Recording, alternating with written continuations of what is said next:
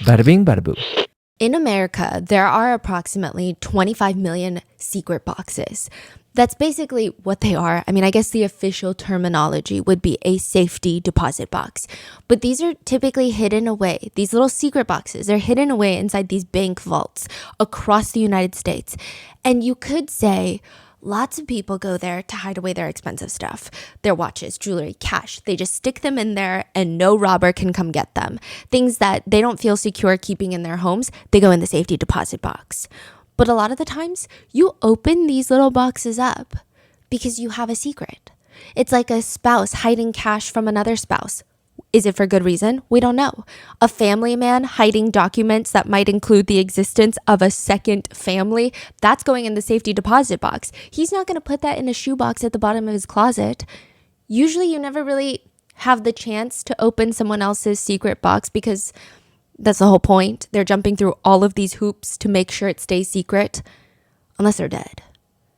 Then it's a whole process. Depending on what state you live in and your will, let's just say if you die under suspicious circumstances, like if you were, let's say, killed in your living room by the little boy that you assaulted, only he's not so little anymore, he's a full-grown man with a knife, then yeah, most likely that safety deposit box is going to be opened under the watchful supervision of authorities and very tense, very awkward bank employees. In Dennis Pegg's safety deposit box, they find a ton of letters, handwritten letters. None of the letters are particularly insightful. He doesn't spill all of his secrets to confess anything, but the letters are really creepy. First of all, he wrote these letters 10 years before he dies while he's a relatively healthy, slightly middle-aged man. Typically, men of that age are not fully estate planning with handwritten letters to everyone that they deem special in their lives. And the letters themselves are strange. They all contain variations of the phrase, "Pray for me if you can," which if they're reading his letters, he's already dead. And "Forgive me for my faults. I've forgiven you for yours. You were always like a little special son to me or a little brother to me." It's just letter after letter in that safety deposit box, most likely written for his victims. Victims who, after their abuser is dead, will be delivered a handwritten letter asking them to pray for their abuser. In part 1, we went over the night of the killing where Clark, after 33 years of not doing anything about Dennis Pegg, his abuser, when he was 12, he decides he's going to do something now. He goes to Dennis Pegg's house after 30 plus years. Dennis sees him at the front door holding a hunting knife that, ironically, Dennis taught Clark how to sharpen. And all he says is, "Hey, how are you?" Clark is slashing at him, slitting his throat, stabbing him countless times. And then finally he spits on his bed before walking out. Clark's mom tries to help him get away with murder. She's like, "We gotta go on the run." But he decides he's gonna stay. And that is when the police come for him. They arrest Clark and now he's going to prison where he's gonna be placed in the cells with the types of people that he hates the most. I mean, one of them that he's already killed. Those are child predators. In part 2, we're going to cover Clark's time in prison, how he survived, all the strange details about what it means when your fellow cellmate keeps flushing his head down the toilet, and how Clark is now a free man. We also go into depth about what happened to his brother, another victim of Dennis Pegg who ends up being killed by Dennis, and what even happened in those 33 years between Dennis Pegg abusing Clark and Clark killing Dennis for what he's done. Why did the FBI come to find Clark? How does he get involved with the mob, the mafia? Also, the fact that Dennis Pegg has likely close to 100 victims, including his own grandnephew who self-exits soon after Dennis Pegg's murder, and somehow throughout all of this, the one person that Clark cannot stop thinking about is a woman named Lisa. So what role does Lisa play in all of this? This is part 2, the final part of our interview with Clark Fredericks. All of those questions will be answered in this part of the episode, but there are still so many details and stories that Clark has to share that you can find in his memoir, Scarred, or by following him on his social media and by checking out his podcast. So with that being said, let's get into part 2. You've been reached out by the IRS, the FBI, and Homeland Security? That's correct. Were you counting cards? I studied counting cards, but I found it to get a little distracting. This is going to sound weird. Okay. You know, I would go to the casinos and I would walk the casino floor and I would get a vibe for a table. And I'd be like, this is the table. And I'd just get a feeling for it. And I would gamble, and I would get a feeling like, all right, it's time to up your bet. And I had an unbelievable, like, 4 or 5 year run in the casinos that was just astronomical. I'm working in the tire automotive field, making $700 a week. And I'm down in Atlantic City winning tens of thousands of dollars left and right. And you're just putting cash in your closet? In my briefcase in my closet. This goes on for how many years? This was a distraction from my pain. Yeah. And it's not like it's not like I consciously said, I have trauma from being abused as a child. I need to gamble to distract myself. Yeah. It was just, I'm uncomfortable. I feel uncomfortable. It's my trauma in there making me feel uncomfortable. I feel uncomfortable, and I need something to distract me from that uncomfortable feeling. I need pleasure. I became a pleasure seeker. Don't address anything. Don't ever go inside. Let's just seek pleasure our whole life, whether it's drugs, gambling, whatever it may be. Seek pleasure. So that's what I was doing with gambling. Like, what is the most you've lost? Most I lost was $75,000. And do you feel it in that moment? Like, I just lost $75,000. Oh yeah, you can't sleep. It's just acid is awash in your stomach. Mm-hmm. But again, the high you get from losing is just, it distracts you from everything, just like the high from winning. You start by reading books about gambling, and then somehow you end up being very superstitious. Yeah, I mean, I went down there just on a whim, like bored with life, and won 1,700. Went back, won 2,200. But I was getting yelled at the blackjack table because I didn't know what I was doing, but I was still winning. So I'm like, I'm not going to go back until I know what the hell I'm doing. And I would always hear all this screaming at the craps table. It sounded like a blast. So I had no idea how to play craps. So I took like 6 months. I got 5 deck of cards. I read all these books on blackjack. I read books on craps. I would throw dice in my room. I would play all the hands of blackjack. I'd pick which one I am and see how it would affect things, my decisions. And I did that for 6 months until I felt comfortable to go back down. And then just like, boom, like 17,000, 28,000, 30,000. It just went boom, boom, boom, boom, boom. Is it true that, like, if you win or lose, you could blame it on the fact that you stepped on a crack? Like, is that, like, genuinely what starts happening, or? Those little quirks didn't start right away, but as you start winning more and more and more, you start thinking, all right, what did I do? Like, all right, I better not step on any cracks. like I don't even know where it came from. Like, it was just like, boom, like, all right, what did I do in the days leading up to going to the casino? Like, oh, when I went up the stairs, I jumped that second stair, and then that, like I skipped 2 stairs there. So like then I would have to go up the stairs a certain way, and then I couldn't step on any cracks on pavement. Like, and then like where they paint the blue handicapped spots with the wheelchair, I'm like, that's bad luck. Don't ever step on that. And then when I would get to the casino, there was a whole other ritual, like for rolling the dice. It would, I would have to tap it a certain number of times, and in my knee, I would have to hit the table with my knee a certain number of times before I could roll the dice. And it was like, it just started getting more and more and more and more insane. You start at the casinos, but then you get involved with the mob. Yeah. Another brilliant decision. Okay, so you get involved with the mob. How much do you owe the mob? It was because I needed action every day of the week to distract myself from feeling uncomfortable. So like, I couldn't wait to the weekends to go gamble. I needed something. What am I going to do Monday through Friday? Yeah. So it came about that I could, through a bar, I could start sports betting every day of the week.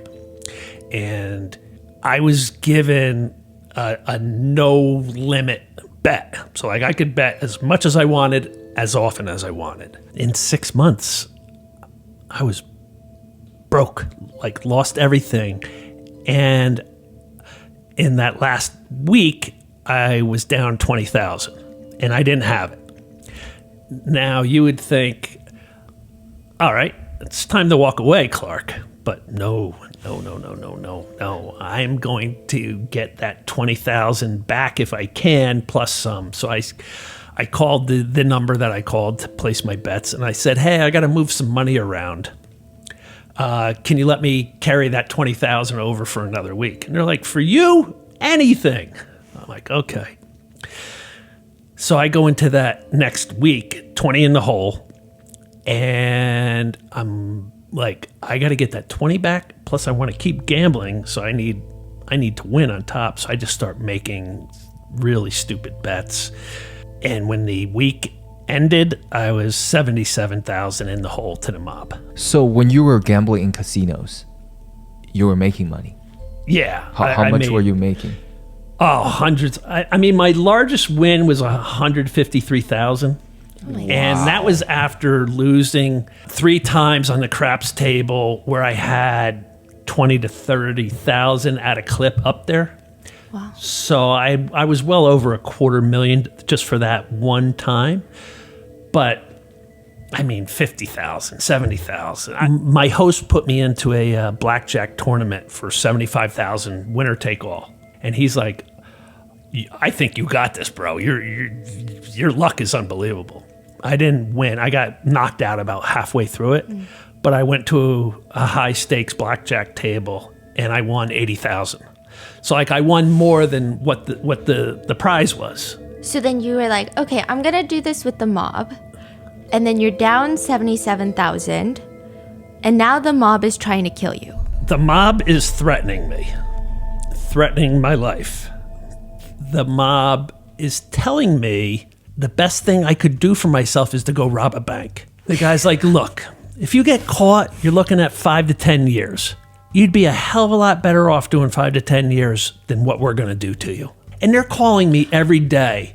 And this was like a constant, dude, you got to go rob a bank. Like, what are you waiting on? Go rob a bank. Maybe you'll get away with it. You can give us money and hold us off. You get caught, you go do 5, 10 years. What's the big deal? You know, that was what they were constantly on. Did you ever consider robbing a bank? No. Oh. And then they called my family. They got my father's phone number. And they said, hey, old man, you want to save your son's life? You better pony up some money for him. I had already gone to my family to warn them. And sure enough, they called my father. Then they called my brother, who I used to be in business with. And they're like, your brother's in a lot of trouble. You have the power to save your brother's life. You can do that by paying us what he owes us. And I had told everybody to tell them, like, this is Clark's responsibility. He'll handle it with you. And that's what they both said. But it scared everybody to death. Were you not scared? Oh, yeah. It was the worst time in my life. Okay. It was horrible. I had a shotgun in my truck, loaded, that I drove around with. I had a baseball bat in my office. I was constantly on edge, like just to leave the house in the morning, I got to go to all the windows of the house and look out in the yard, behind the shed, see if anybody's out there, you know. The same thing, leaving my office, like I've got to like survey every. I was just hyper vigilant, is what they call it, and I was hyper vigilant to the max. So the mob is as scary as they're depicted in movies and books. Like, they're intense. Yeah, it was just angry, threatening phone calls almost on a daily basis. And I wasn't trying to like get out of. I wasn't trying to weasel out. Yeah. But I told them the only way I could make good on this is to set up a payment plan. And what I really could afford was $500 a month at the time, because I had I had a lot of debts to casinos. Casinos would all let me have, markers, $20,000 markers in them all. So I had all these markers I owed, and credit cards were maxed out. And it's like, I'm trying to juggle everybody. So I told the guy, I can do $500 a month. And the guy went absolutely bananas. And he's like, $500 a month doesn't even cover the juice on $77,000. Like, you're out of your mind, bro. So it was a horrible time. And then I get a phone call after months of this, and it's them, and they don't ask for money. They just say, "You're a dead man," and click and hang up.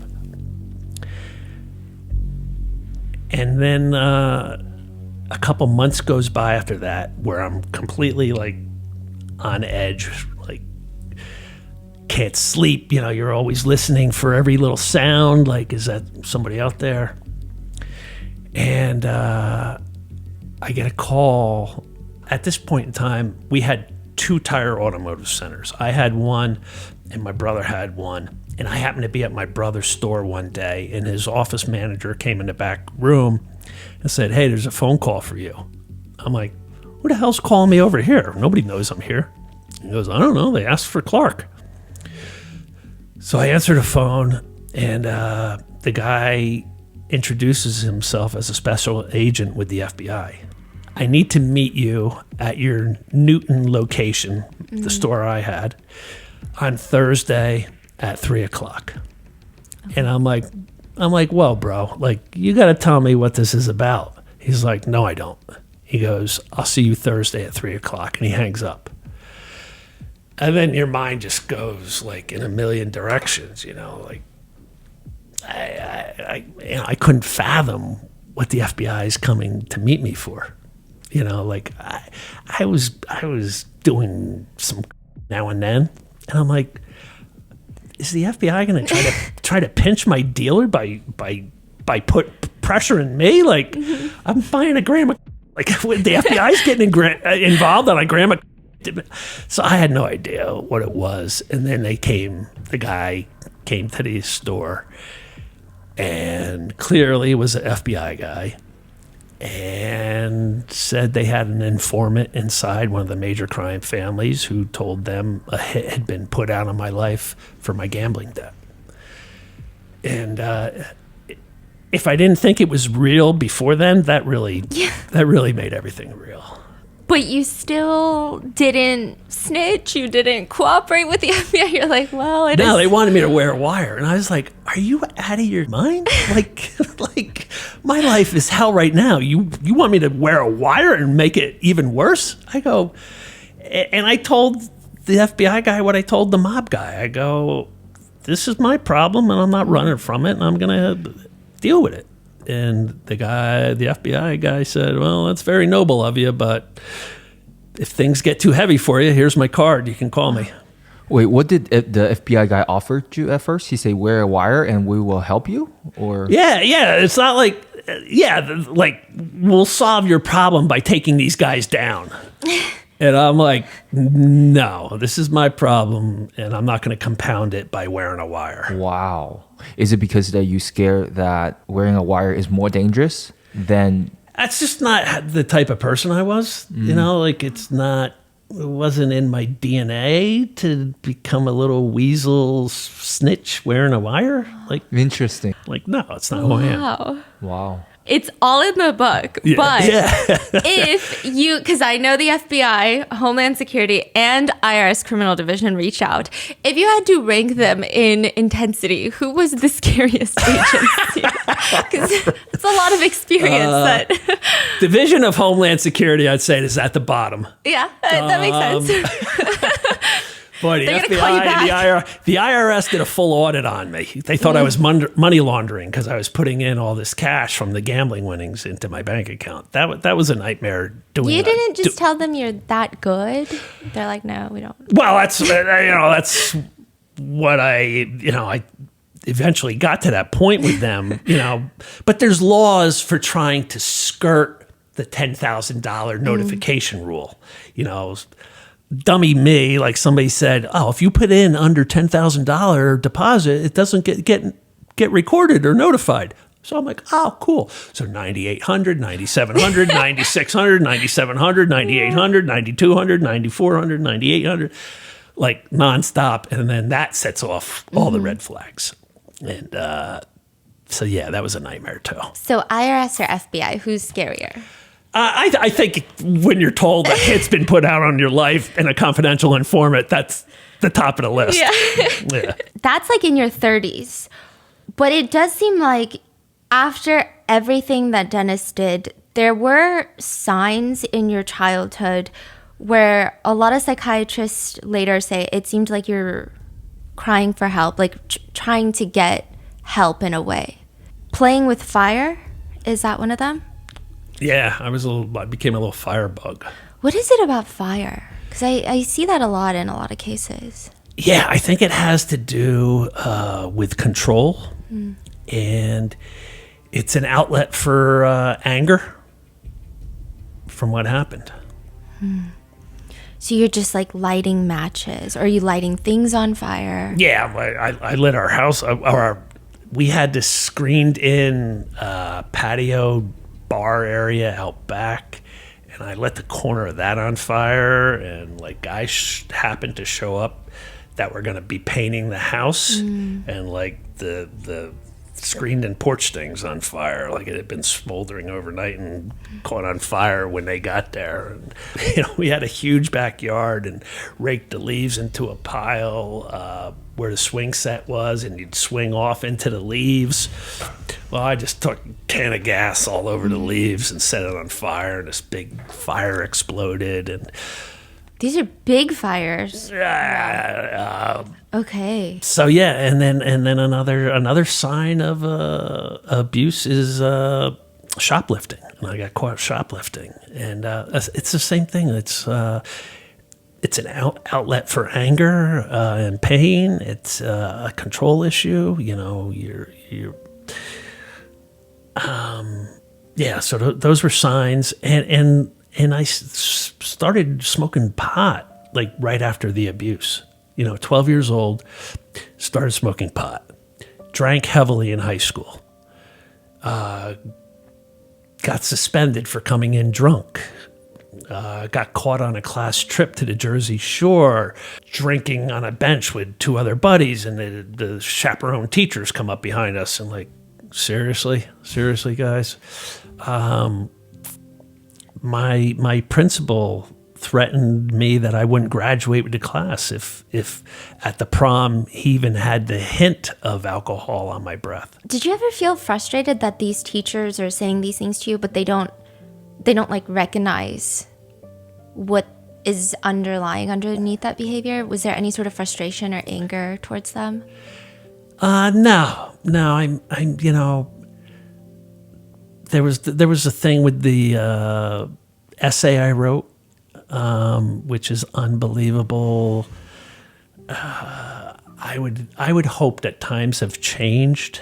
And your audience, in the book, they'll see this essay I wrote, and I put a lot of stuff in there in this essay that was, it just screams I've been abused. Yeah. Like I need help and I've been abused. And the teacher gave me an A and said, use more paragraphs next time. So like if you see a sudden change in behavior in a younger person, there's a reason why, like shoplifting, fire, weed, drinking, getting suspended, getting detentions, getting caught on class trips, getting threatened by the principal, like writing this essay that screamed, I need help. And I don't know if it was a sign of the times, but it was all right there. And, nobody picked up on it. What's interesting about your case is that, because I know there's a lot of cases where maybe victims family and parents are not as involved in their lives and they might be missing a lot of the larger signs. But it seems like your dad was picking up on these signs and he asked you multiple times. Yeah. And you never told him No. what happened. And I really, like, you know, I've been asked, you know, if I have regrets in life, you know, like, do I regret owing $77,000 to the mob? Do I regret doing drugs? Do I regret, you know, like, really the only, and it's tough to have this regret, but I do have this regret, you know, like being a young boy and lying to my father when he asked me if Dennis Pegg ever touched me. And I just couldn't. The shame is there and the pain is there. And my parents viewed me as the golden child for surviving this operation. And I just didn't want to become now the abused son who's tortured inside mentally. You know, so I just told my dad, no, he never touched me. Around the time that your dad starts asking you if Dennis Pegg ever touched you, there were some other kids that were talking about it. Yeah, that's how it came out. And nothing happened.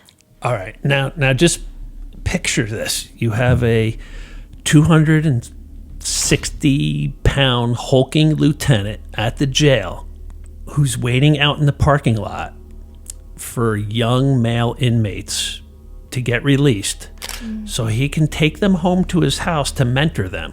I'm a mentor. I'm going to give you a safe environment. You come live with me. We'll get you back on your feet. In the middle of the night, he would pounce on these young male inmates. Some ran away. Some didn't. Some probably froze like I froze. But the ones that ran away in the middle of the night in Stillwater, Stillwater is just like a little tiny rural town. And they would hitchhike. And when they would get picked up, they would tell the people, like, I just got out of jail and this guy told me he would give me a safe place to stay, to get my feet back on the ground. And in the middle of the night, he's in my bed trying to do stuff with me. And it spread like wildfire around Stillwater. And that's where my father sat me down, said, did Dennis ever touch you? The first time he sat me down was probably a year after so I was probably 13. The second time was when a waitress in a donut shop told my father over a cup of coffee that her son, who was a classmate of mine, same grade, from Stillwater, in the Boy Scouts, had been by Dennis. And my father came home after she said that, and this time he said, before you answer me, I just want you to know you'll never have to go to the cops. You'll never have to testify in court. I'll take care of Dennis myself. Did he ever touch you? So is my father saying, I'll kill Dennis? That's how I took it. And that's way too much weight to put your teenage son under. Like, as tempting as it was, like, I was tortured over that for a long time. Like, man, do I tell him? Do I tell him? Do I tell him? I want Dennis dead. Yeah, Dad could kill him. Dad could kill him. But then what if it goes wrong? What if Dad gets killed in the attack? Then it's my fault for telling him. What if Dad goes to prison for the rest of his life and I'm without a father? That's on me because I told him. So now I can't tell him. No, I can't. And I didn't tell him. Do you think your dad would have?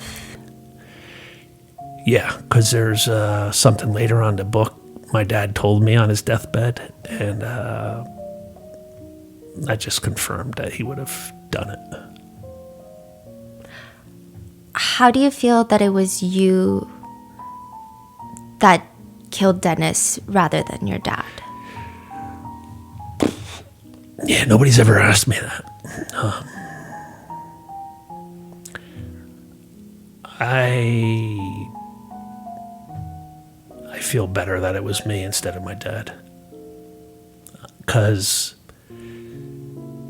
sending somebody else to do your work, to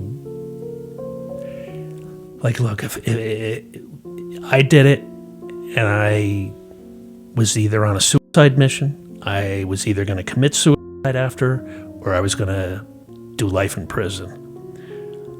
That's on me. I don't want to be responsible for sending somebody else to do life in prison to get mortally wounded maybe, or to commit suicide after they do it. I don't want that on my shoulders.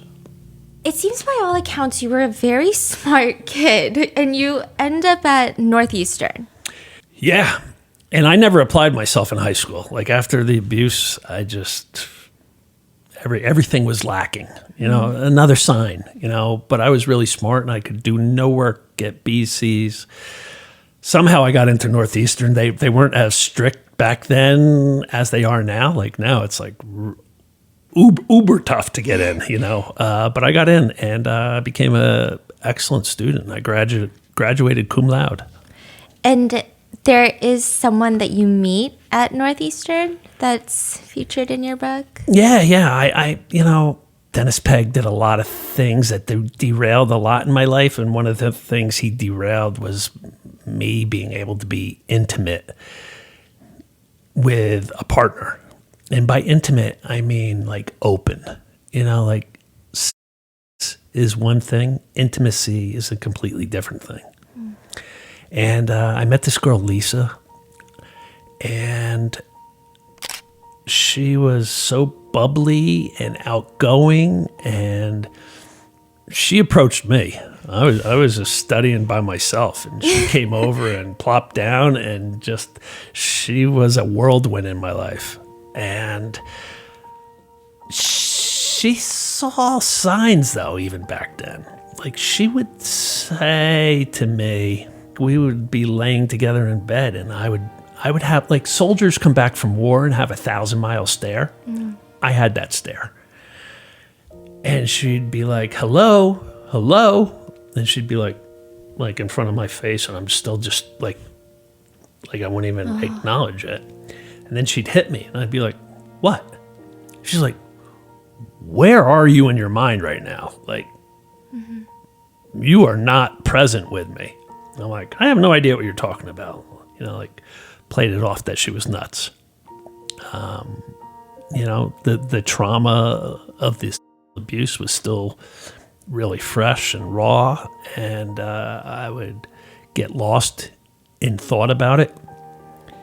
And we had an amazing connection, amazing love between us. I could tell her I loved her, and I did. We had passion, and we dated for 6 years, and she was ready to start our lives together, get married, careers, family, whatever it would entail. And I couldn't do that. Did you ever think about telling her, or? No. Why? For a similar reason to my parents. I didn't want to go from the cool, sexy, party animal, fun-loving boyfriend to the wounded, broken wing duckling. So you guys break up. We break up. Do you feel like she was... do you believe in soulmates? Is that a crazy question to ask someone your age? Or is that... Yeah, I do. Yeah. Do you think that she was yours? Yeah. How long after college do you guys break up? I was a year ahead of her. Mm-hmm. So I graduated, and then she graduated a year behind, and then another year after that is when she's like, what are we doing here? I was just jerking her around at that time, and she's like, she was living in the city. I was living in Jersey. I would go in for a weekend. We'd have an amazing time, but then I'd disappear for a month or two. And then show back up, have an amazing time, disappear again. And she's like, Every time you disappear, you're breaking my heart. Like, what are you doing? And she's like, are we going to get our act together and get going on life together or not? And I go, I can't do that. Like, everything is subconscious with abuse.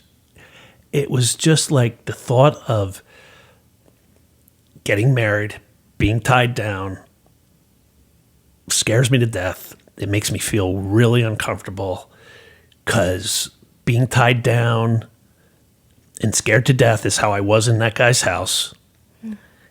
And I'm feeling trapped, and I felt trapped in that house. So just that trapped feeling, I can't feel trapped. I don't want to feel trapped. Don't make me feel trapped. I'm going to run if you make me feel trapped. You're making me feel trapped. I got to go. Sorry. And that's how it was. And that's how it was with careers.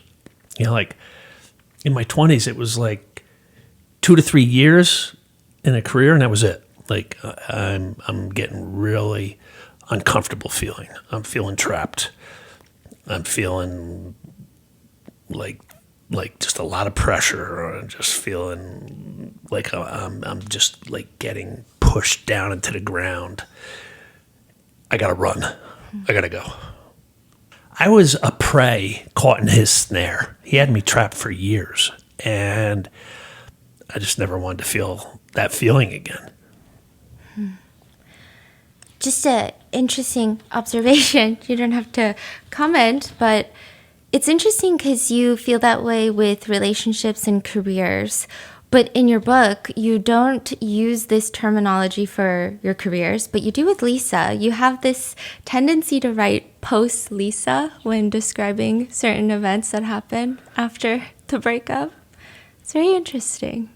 Back in college, myself and my 2 roommates and Lisa and her 2 roommates, we all dated.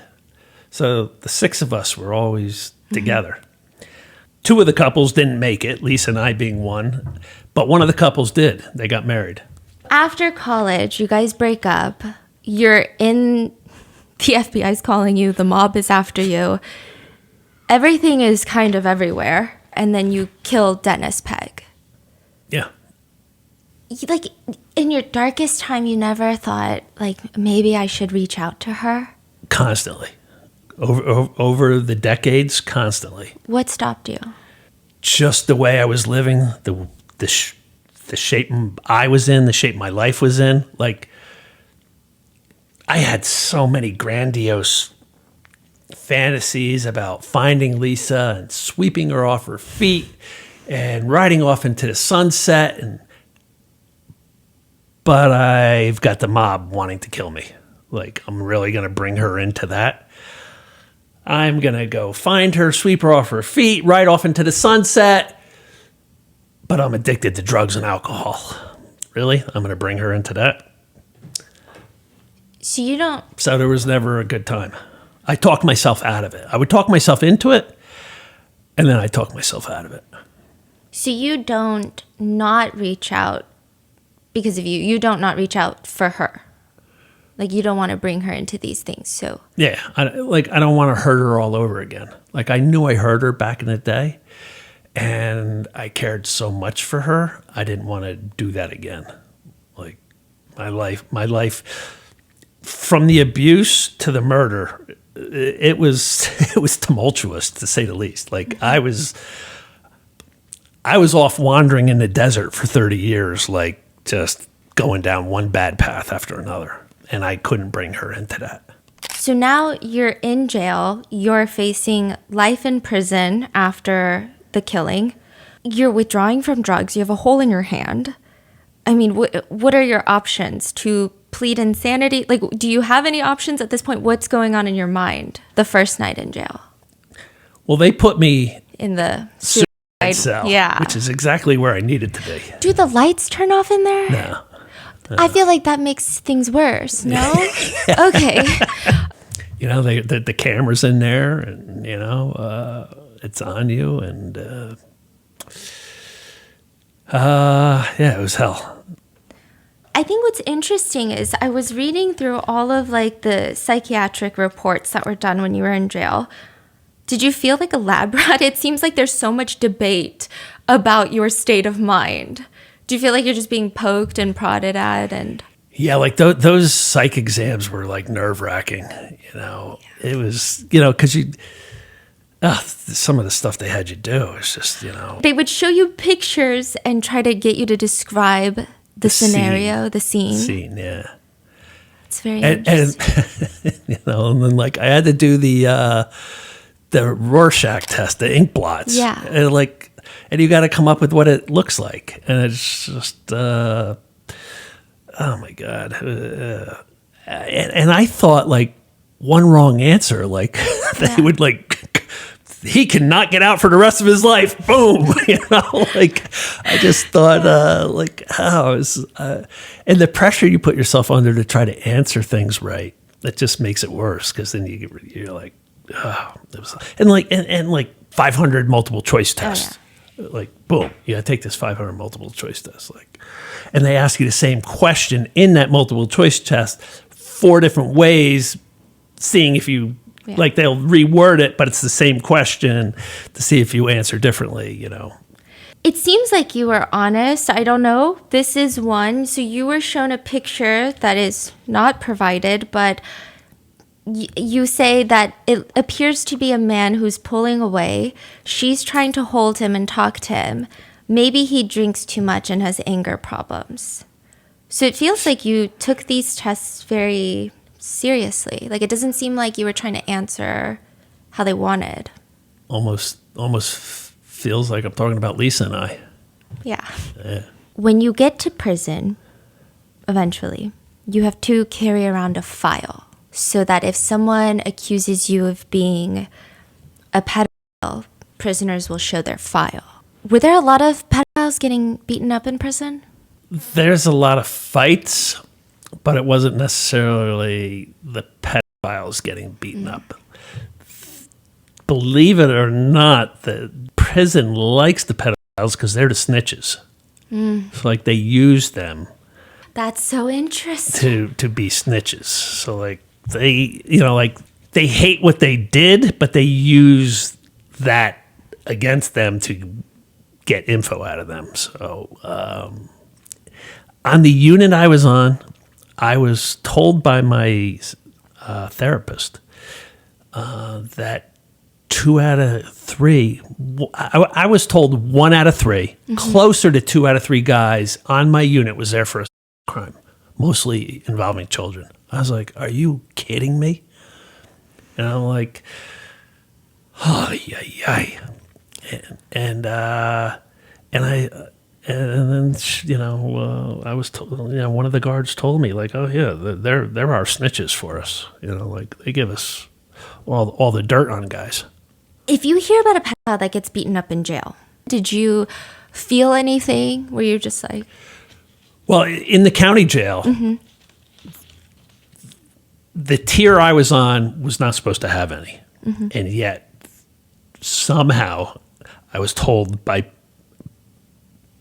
paperwork getting mixed up, they kept putting pedophiles on my tier in the county jail.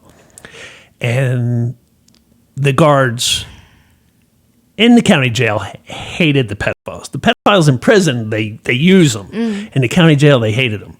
And they would come up to me and be like, that guy that just came on, he's a kitty toucher.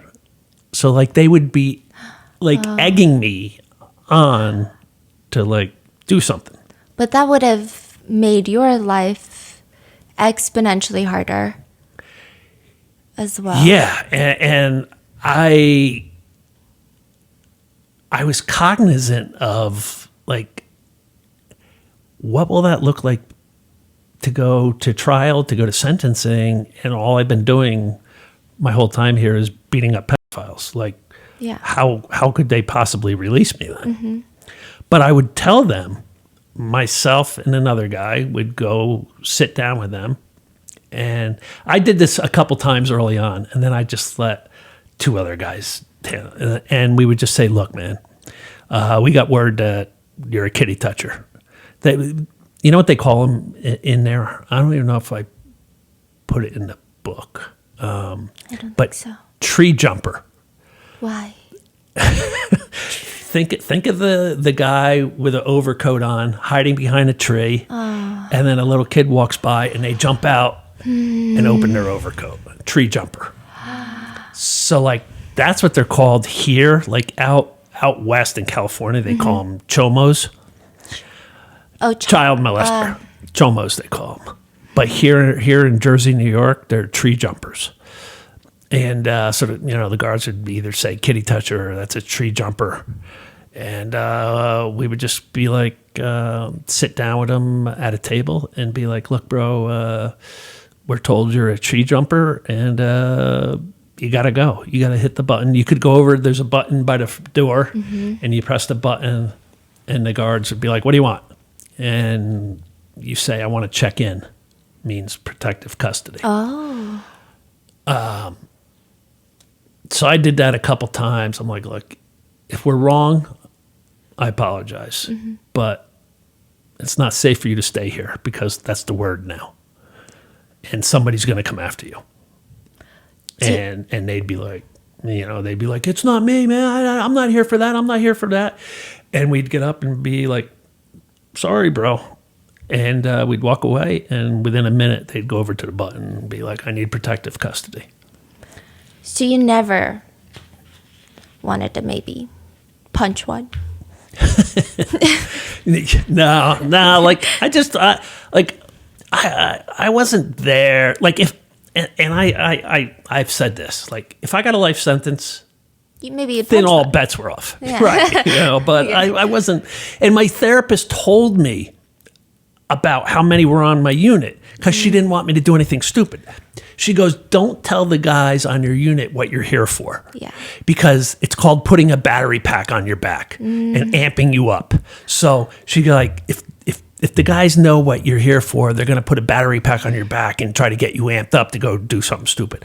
I go, nobody's going to make me do anything I don't want to do. Yeah. I go, they're not putting any battery pack on I go, and in the psych exam, they asked me that, like, how do we know you're not a risk to harm other people? And I'm like, unless you were the person who abused me, I'm not out to avenge every pedophile out there. I go, just the one that abused me.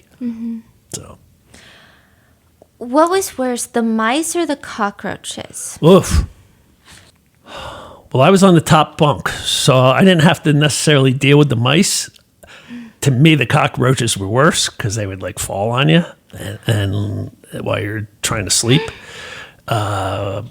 Do you want to lay down tonight and have a cockroach fall on you? You scream and you're like, ah! That was in a place called CRAF. Okay. CRAF. And that's when you leave the county jail to go to prison, you have to go to this place to get classified which prisons suit you best. And it's they purposely have it as a hellhole to like frighten you from never wanting to come back into the prison system. And the guards are frightening, and the mice are frightening, and the cockroaches are frightening, and everything's disgusting. And it's just like, you don't want to go back to CRAF. CRAF was hell. I mean, how is prison in general? But like, how bad is bad? I mean, I see people are flushing their heads in toilets for drugs, for smoking marijuana.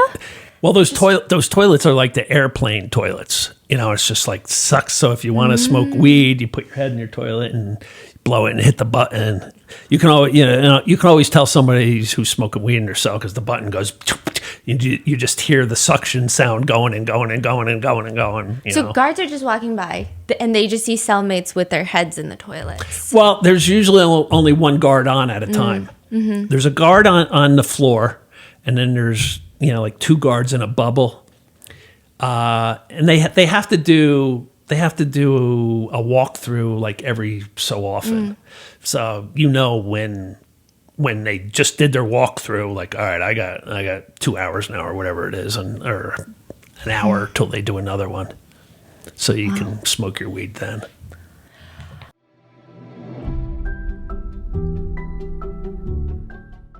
warm weather, vacation plans, backyard barbecues, and endless possibilities, good and bad. You know, summer should be your escape from stress, your time to recharge and make memories. But summer can also be the peak season for life-changing accidents. A pool party at your local community pool can end in a nasty slip or with you face to face with wet concrete. I've been there, I've done that. Music festivals, beach outings, sporting events, even pickleball, recreational pickleball can be dangerous. Anywhere people gather to celebrate summer, accidents are waiting to happen. That's where Morgan & Morgan comes in. They have over 1,000 attorneys nationwide to help you get back on your feet and get your summer back on track. They've recovered over $25 billion, billion with a B, for their clients nationwide, and they don't back down when it matters most. One recent client received $29 million after being offered just $500,000. I mean, there's a reason they're America's largest injury law firm. Hiring the wrong firm can be disastrous. Hiring the right firm could substantially increase your settlement. If you've been hurt this summer, you can check out Morgan & Morgan. It's free unless they win. Just click the link in the description below or visit forthepeople.com/rotten. That's forthepeople.com/rotten, or click the link in the description below. This is a paid advertisement.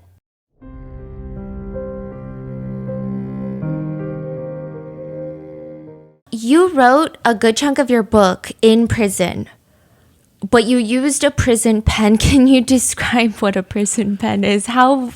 They call them security pens. Okay. And they're these flexible plastic tubes with a little thing of ink in them. It's just, so you can't stab somebody with it. Mm-hmm. Like everything in a prison is, can they make a weapon out of this?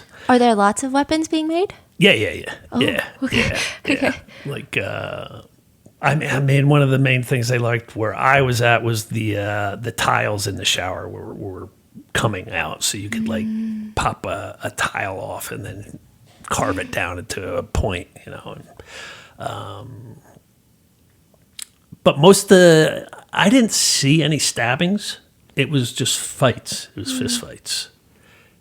Were you ever involved in any? No. That's so interesting how you were able to keep to yourself pretty well. Yeah, I didn't have any fights in the county jail, and I had one incident in prison. We lined up for the shower, and this big guy, and he was not mentally all there, so which you always have to be cognizant of. He went around everybody to the front of the line, and everybody started moaning. And for whatever reason, they looked at me like, say something. So I go to him, and I'm like, hey, bro, we're all waiting in line. You gotta wait at the end of the line. I'm next. I go, come on, man. We're all being cool. Just, you can't just cut the line. I'm next. So now, do I want to fight and go to the hole over this guy getting in front of the shower? So I just said, whatever, bro. Like it wasn't worth me getting into a fight or going to the hole over a guy cutting in line of the shower who has clearly some form of mental illness. How bad is the hole? Have you been to the hole? Never been in the hole? No. You've heard of the hole? Yeah. Does it seem bad? Yeah. Yeah. That was a dumb question. Yeah, that was fair. I mean, I was in a suicide cell for 4 weeks. That's bad. Really? That's like Okay. the hole. You get nothing. You get no book. You can't get commissary. It's just misery. You don't get out. How long did it actually feel to you? The suicide one? The 4 weeks. Yeah, that was long because the suicide cell was right next to the intake. So people would be coming in like drugged out, off the wall, loud, screaming, wanting to fight the guards. There was women that were wanting to fight the guards, spitting on them, always commotion.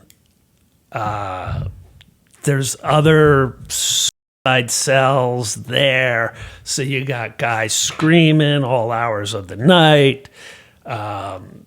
it's cold, it's freezing at times. It was just miserable. So it did not make you less suicidal.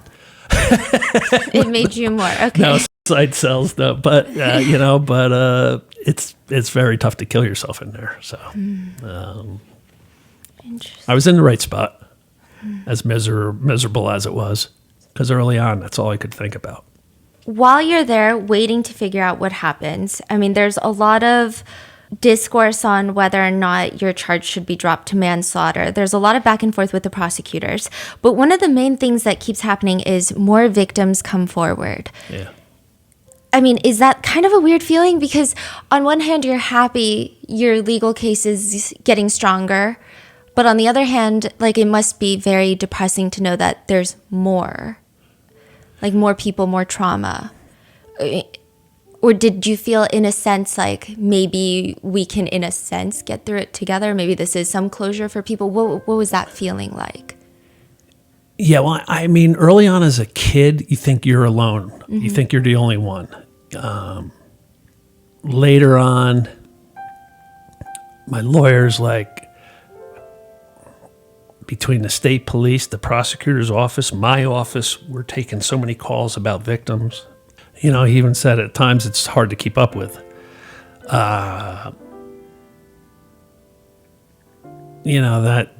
it hurts, but it also helps your case. Like it corroborates what you did wasn't just being, drunk looking for a thrill kill, like some idiot said.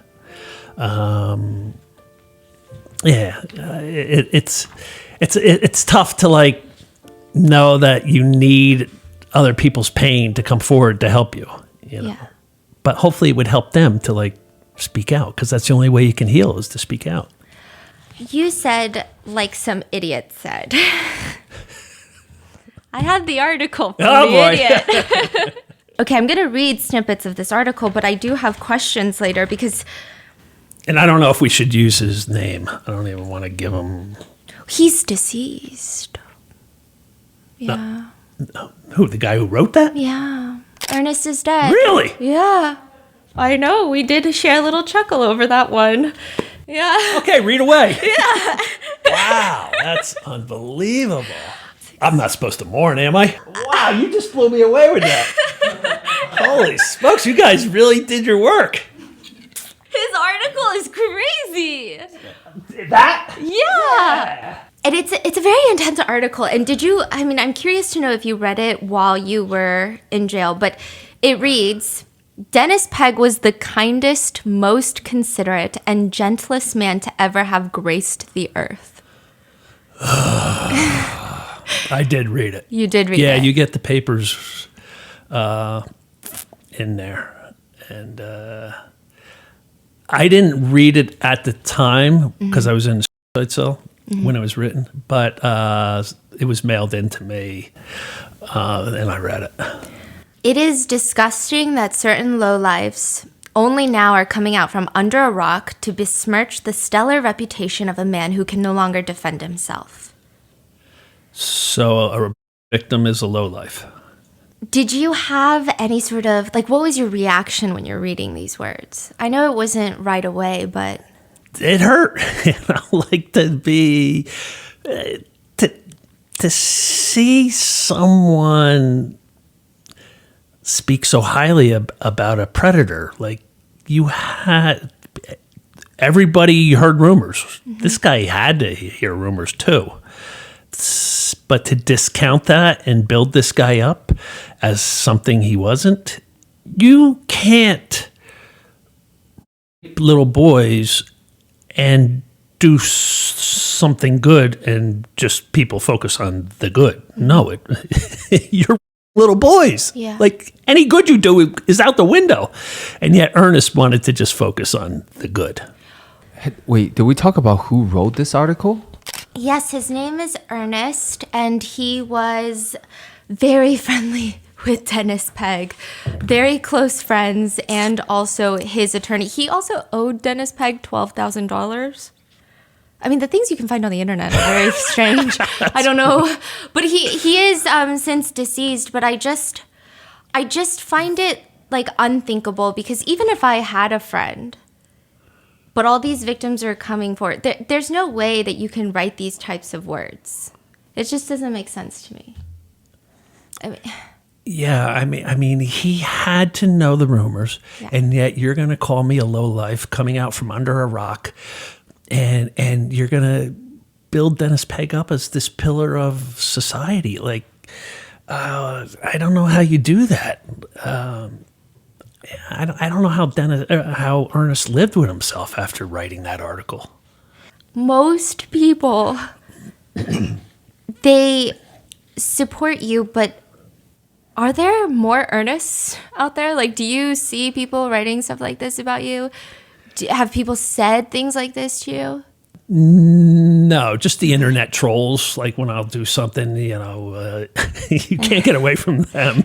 Maybe you don't have them, but No, there's no escape. yeah, but I'll get a, and I don't know what joy they get out of it.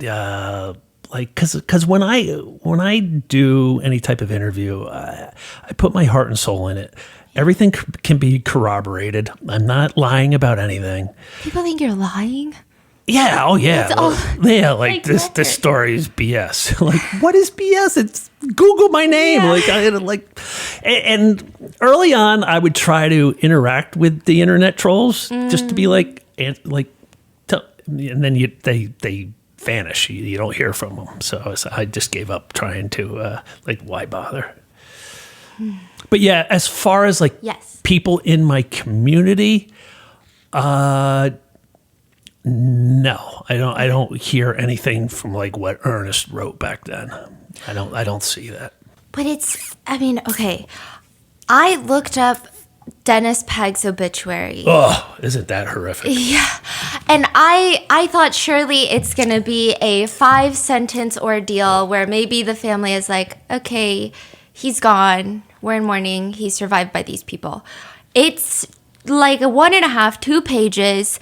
It's talking about his time in the Boy Scouts extensively. Has anyone in his family reached out to apologize? Have they said anything to you? No, I've been asked that, because people are like, did anybody in the family ever say I'm sorry, for what happened to you by our brother, by our uncle, by whoever? And no, nobody ever reached out. And they were all interviewed by the prosecutor. Mm-hmm. And not one person made mention of Dennis having a traumatic childhood. It's a falsehood that those abused become abusers. I had a therapist who worked in a diagnostic center for pedophiles. She said 100% coming in the door said I was abused as a child. They would give them all lie detector tests. 75% failed when asked, were you abused as a child? So they all use that to try to garner sympathy for their actions instead of just saying I'm evil and I do evil things.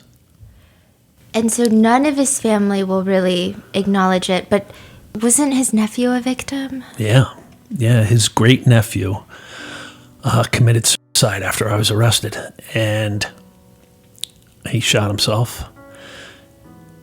And everybody I know, and I know people really close to him, said what a wonderful kid he was, and yet he took his life after my arrest, and they found actual images on Dennis's computer of the nephew. Do you believe that has your arrest trigger something?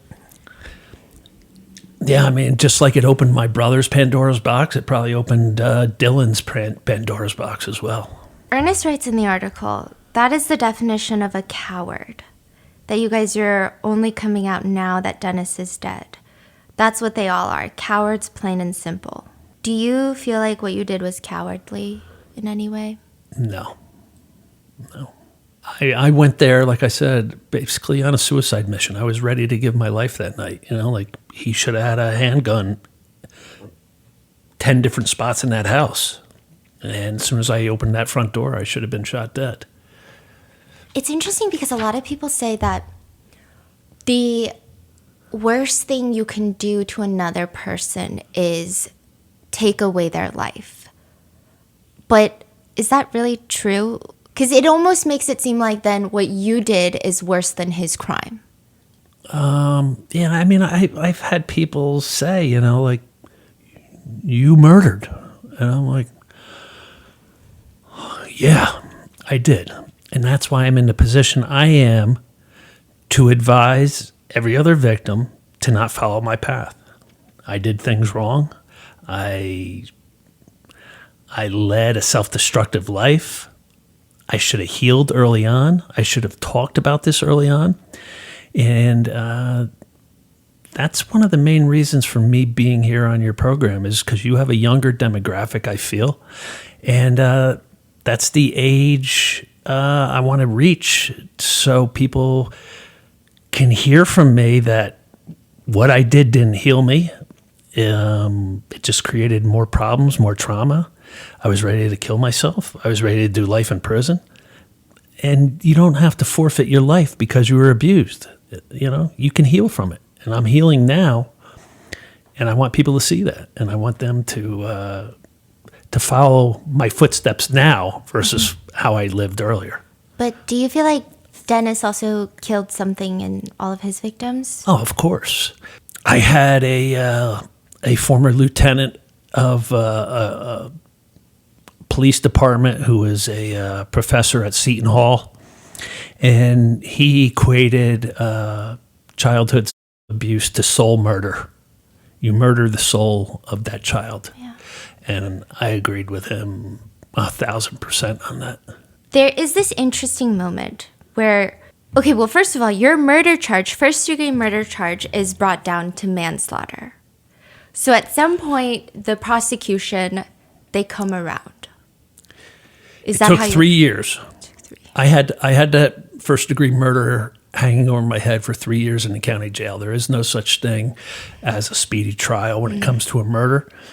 And our psych eval from our side got delayed, and it got presented to the prosecutor just before that like a couple months before the 3-year mark. And in that psych evaluation is everything laid out, like the abuse, the murder. It's not like a whodunit anymore. And between all the victims that came forward and then reading that psych evaluation, the prosecutor offered me a plea deal to second-degree manslaughter.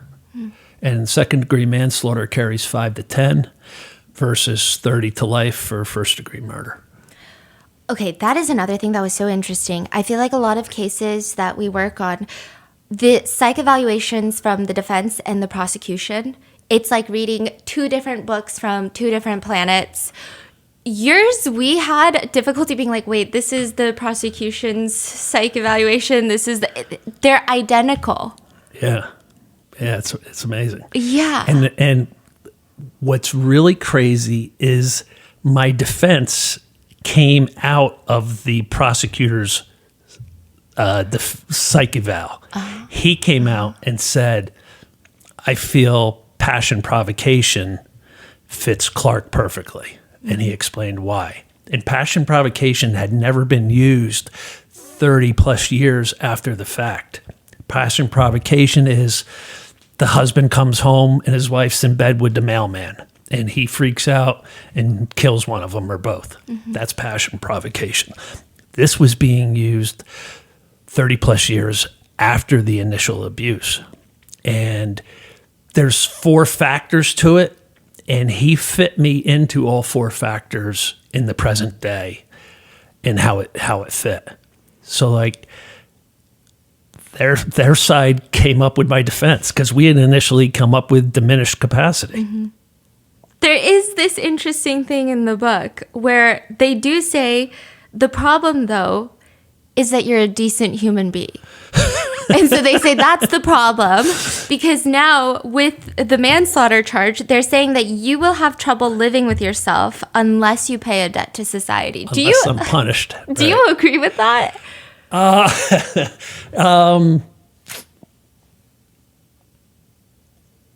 Strangely, yeah. Yeah, because I've said to people, like some of the trolls, like I'm like I paid my debt, like I did what I was ordered to do, and it gave me time to think about life, to redirect my life, to think about what I want to do with my life. I needed to be away from drugs and alcohol. I needed to bring healing. I needed to confront my demons. And being locked up, even though I was in hell, prison is hell, I was able to do that. Oh, I'm so sorry. One thing, though, I will say is I'm going to link it in the description, but you have this insane interview with the prosecutor that was on your case. I thought it was the most... You guys have such interesting interactions. I'm like, how do you interact with someone that was trying to, at least at some point, make you stay in prison for the rest of your life? Is it right? is it a weird dynamic, or you guys are just buds? Like, what? Actually, this morning at the hotel before I came here to meet you, guess who I got a text from? The prosecutor saying, and this is what he said. He goes, "I'm sorry I missed your book signing. I was in the hospital. Please save me an autographed book." No, because you have some very interesting friendships. I mean, you're friends with a lot of the officers that arrested you. Yeah. You're friends with the lead prosecutor on your case. Yep. You're friends with a lot of like the forensic teams that probably process the crime scene. Yeah. That is very interesting. My biggest supporter Yeah. throughout all of this has been law enforcement. That's fascinating. Yeah, from the very get-go, starting with Howie Ryan at the. Actually, it started on my steps of my house when I was arrested. The guy who gave me that state police shirt, he was there. He told he was supposed to be getting off. He heard my name mentioned, and he told his sergeant, "I know that guy. He's a friend of mine. Let me go to the house in case this goes sideways. I want to be able to talk to Clark." And when I was arrested on my front steps, he came up to me and he said quietly, "Dude, don't say a word." And then it went to Howie Ryan at the state police station.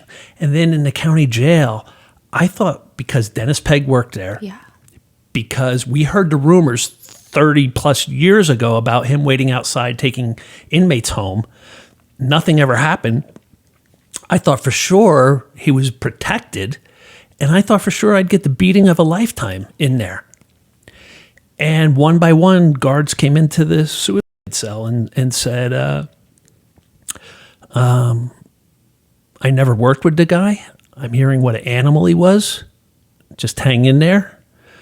Keep your mouth shut. Don't talk to anybody." And that was like guy after guy after guy would tell me that. I mean, that's so rare. I mean, you usually see a lot of stories of, I guess, the blue wall of cops protecting cops. So That's what I thought was going to happen. Yeah.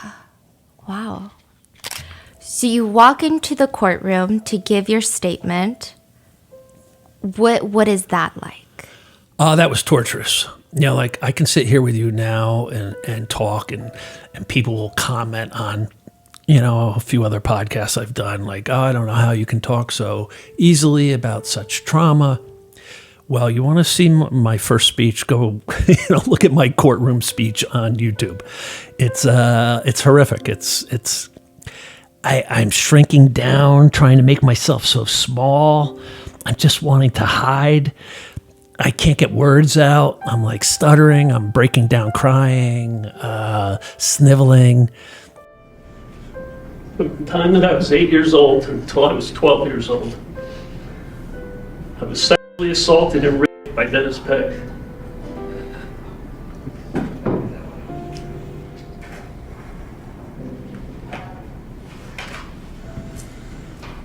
It started out with him wanting to touch my scar that I had from open heart surgery at the age of 6.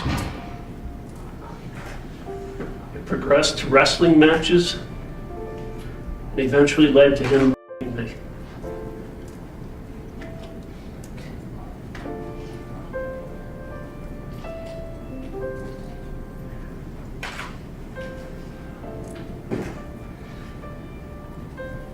At the time, Dennis Pegg was a sheriff's officer, a scoutmaster of Troop Number 83 in Stillwater, and a close friend of our family. Dennis Pegg told me that he had sexual relations with a close family relative, and also my childhood friend, Jeff Hall. He described those relations in detail,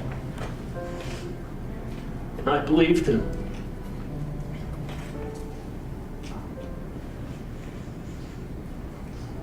He told me that he got drunk and naked with one of my close relatives and with Jeff. He said he had taken pictures of them naked.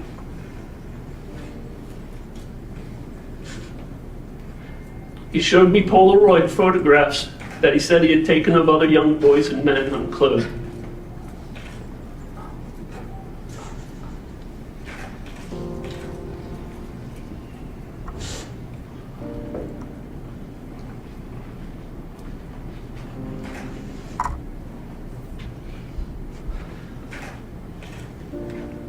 Jeff committed suicide on February 10, 1983, with a shotgun to his head.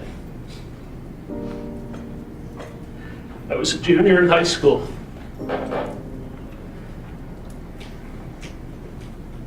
My brother Jay and I ran to Jeff's house after his sister Brenda came to our house covered in blood, crying hysterically. I remember standing in the living room of Jeff's house with my brother. We got there before the authorities arrived. I saw a puddle of blood on his bathroom floor.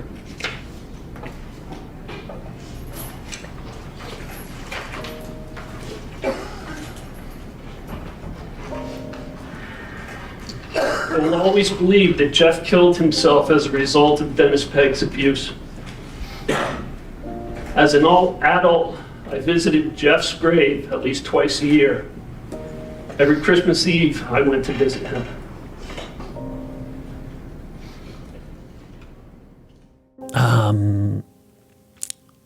But that's how confronting your trauma goes early on.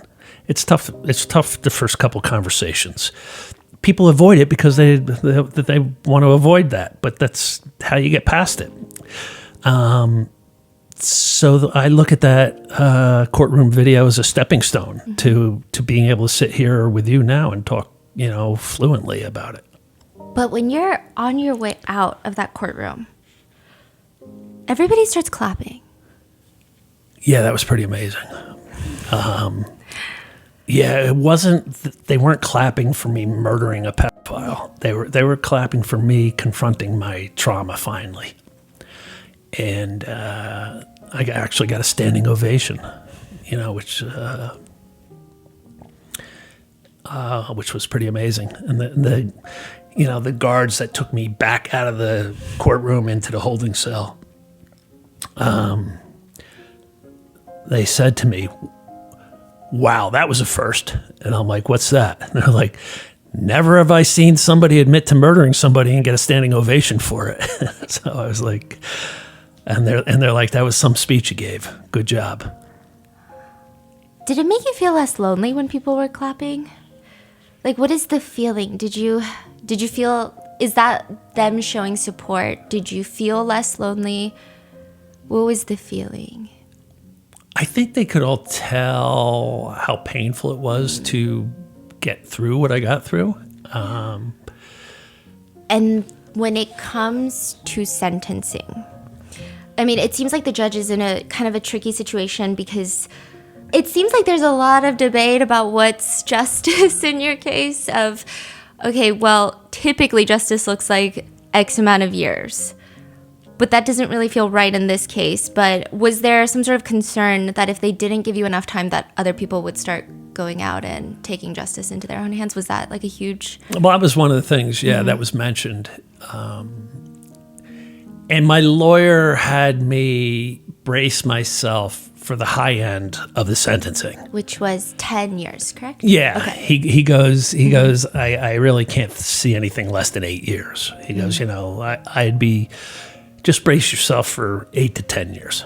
He had put in a motion to sentence me to 3 to 5 years because if you have never been arrested, even though I had all those run-ins with those 3-letter agencies, I was never arrested. And he put in a motion to have me sentenced to a third-degree crime. And I had enough time in where, had the judge gone with that, I would have been released. But so he goes, all this motion that I'm putting in gives a wider sentencing range.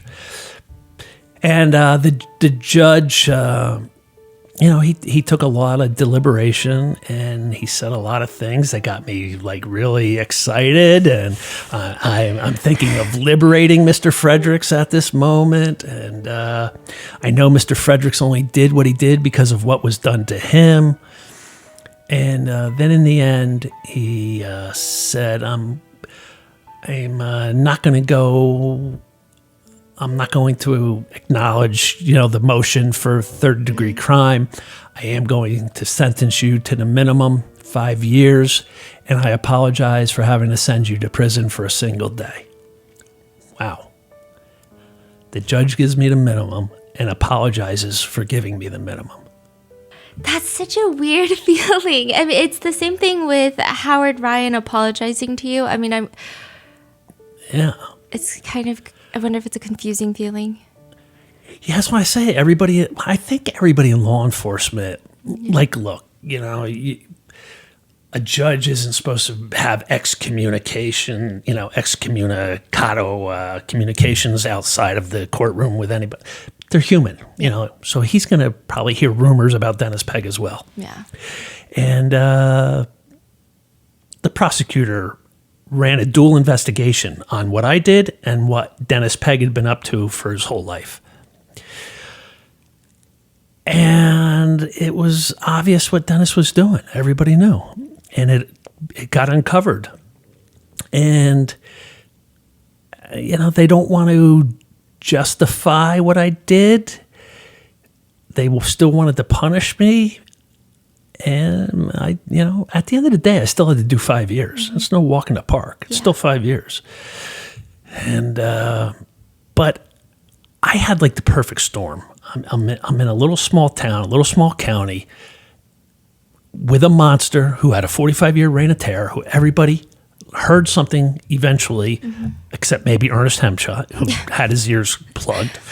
Everybody heard something about Dennis Pegg. And at the end of the day, I got the minimum. I don't think that's going to happen to anybody else.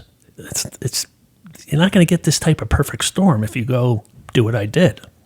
And that's why, and you do not want to try to heal from abuse in prison. Prison is hell. I am the rarity. I was able to do it. I was able to start my healing, getting locked up. But man, don't think you're gonna follow my footsteps. Start healing now, and instead of like following me to prison like I did. You don't want to do that. What was the first thing you did when you got out of prison? Very first thing, my niece picked me up. I'm very close with my niece Kim, and she insisted on picking me up, and we went right to a diner. What'd you order? Oh my God, I I had eggs, sausage, bacon, pancakes, everything, and just. Wait, do you not get? Okay, what was like your prison? Like, what do you? What do you eat in prison? Sorry. This is what in prison Yeah. the food was tough. I ate 6 nights a week. I had ramen noodles and mackerel with hot sauce and honey. That's an interesting combination. And that was 6 nights a week. On Sunday nights, they gave you real chicken. They gave you a chicken leg. So I would eat the chicken. But the other 6 nights, I had ramen noodles and mackerel. Wow. So you go to a diner and you order everything. Yeah. Yeah. And what everything from jail to prison is gluten. And I was in agony my whole 5 years, like doubled over, in pain, agonizing pain, because I had celiac. I didn't know it. And I lived on Maalox and Tums for 5 years. And so getting it out and just going to a diner and getting real food, that was great. But after you get out, what happens with your brother? Yeah, nobody wanted me. I needed a place to live. And my lawyer didn't want me going to my mother's. My mother didn't want me coming to my mother's. My niece, my sister, nobody wanted me going to my mother's because my brother was there. He got divorced when I was locked up. He lost his business while I was locked up. He lost his 33-acre horse farm when I was locked up. And nobody wanted me to come home because he was in such bad shape. But it was either that or a homeless shelter. So I just said, let me just get out of here and we'll figure things out afterwards.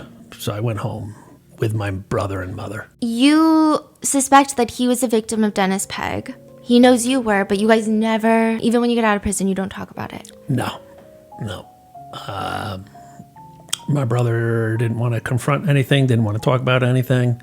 It's quite often the case, like members of family won't talk about what happened. And I thought when I was in prison, sitting in my prison cell, I would have these amazing conversations with my brother when I got out. And then when I got out and the shape he was in, the path he was on, it was difficult. Do you think he felt guilty that he didn't protect you from his I'm sure that's part of it also. He said numerous times, I should have been the one that killed Dennis. He said that over and over to me. Yeah. When did you find him? It was 2 years ago this past February.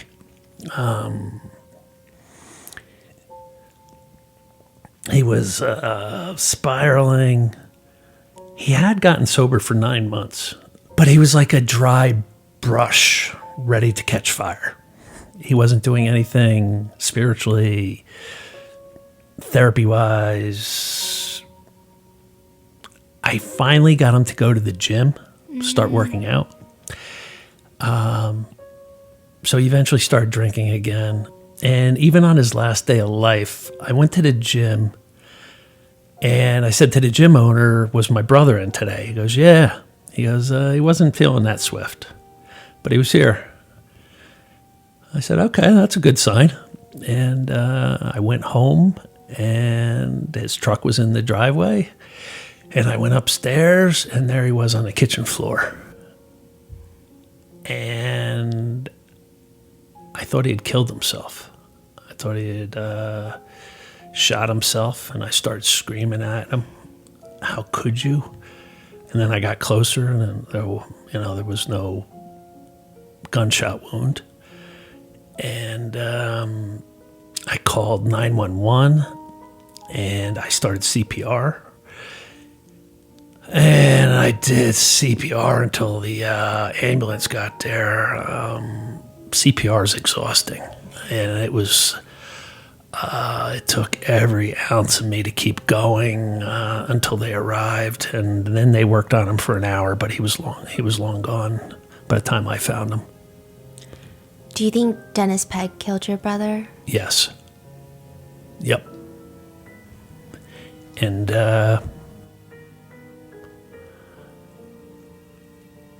there's been times where I wish I could resurrect Dennis after my brother's death.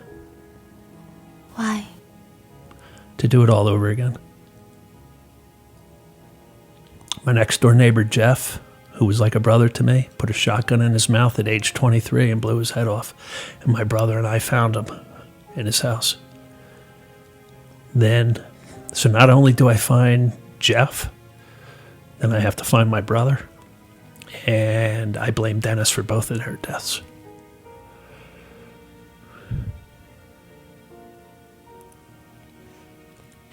I do too. Yeah. So since prison, since you killed Dennis, have you drank? Have you done drugs? Nope. This past June, I celebrated 13 years sober. Wow. Was it hard? The first 2 years were in jail. And therapists will tell you 18 to 30 months it takes for your brain to rewire itself from the pleasure chemicals of drugs and alcohol. And during those first 2 years, here I'm facing life in prison. And I'm saying to myself, I cannot wait to see if I get out from under this life sentence so I can have a glass of red wine and a line of cocaine, because they went perfect together. And I would say that to guys on the tier that I was friends with. I'd be like, man, I can't wait to do a line of coke with a glass of red wine. And then sometime after that second year, it just like a light just like hit me. Like a meteorite came into my being. And I was like, are you out of your mind? Like, you can never go back to that. I can never go back to living like the animal I was. That died that night with Dennis, living that way. And I snapped out of it. That was it. Wow. And no gambling, nothing. No.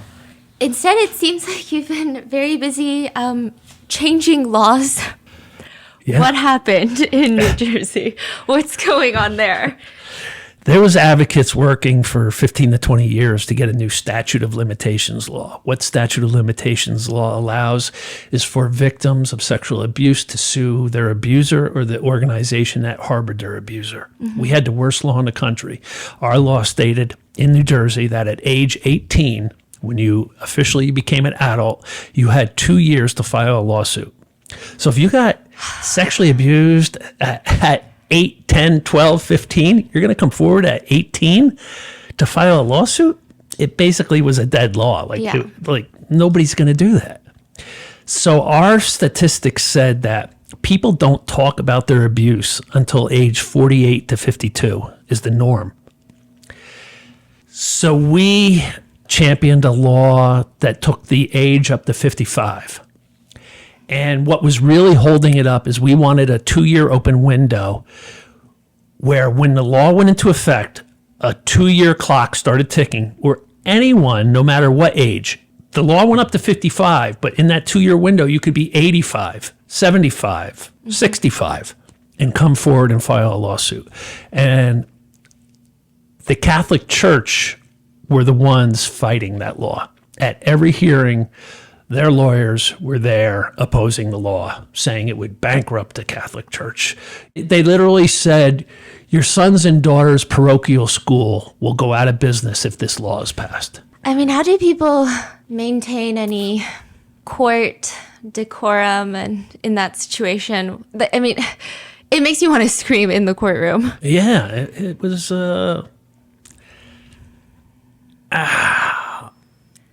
The Catholic Church it really gets me wound up. And it's not to do with your faith. Yeah. It's to do with the hierarchy and the way it's run and what they've allowed. And they've harbored their priests to keep them from facing justice. And they're sending their lawyers to stop a law to help victims. And yet they come out and say, we're all for victims. No, you're not. You're not. And so you spearhead that. What is it in New Jersey now? The law, we got it passed Okay. finally, unanimously. I worked for 2 years as an advocate. Oh my goodness. I had a lawyer say, your story's so over the top, maybe you can use it to sway some of the senators that are holding up the law. And that's what we did. We started meeting with senators, and 2 years later, it went up for vote, and it passed unanimously. And we went from the worst law in the country to the strongest law. So, victims have up until age 55 to come forward, so it gives them plenty of time to heal. And that 2 year window did happen. It went into effect. And, it's something like if you told me back when I have a mob hit on me, that I'm going to work as an advocate and change laws, I'd be like, really? Yeah, you think so? I think you're delusional, Steph. But that's exactly what happened. And myself and every other advocate that worked on that law can go to their grave, knowing we accomplished something great. Have you been to Dennis Pegg's grave? No. Okay. No. I know a couple people who reached out to me and sent me private messages on Facebook saying they visited it.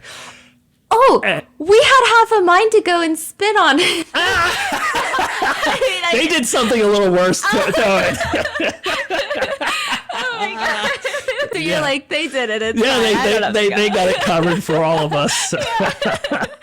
And people, if anybody's listening and be like, oh, you're talking bad. Yeah. You really did that to somebody. The guy was a monster. He wasn't a human. I've said that over. I can't stress enough. A literal devil. The devil. What more could you stereotype the devil as than what this guy was? Yeah. There's no salvation for someone like that.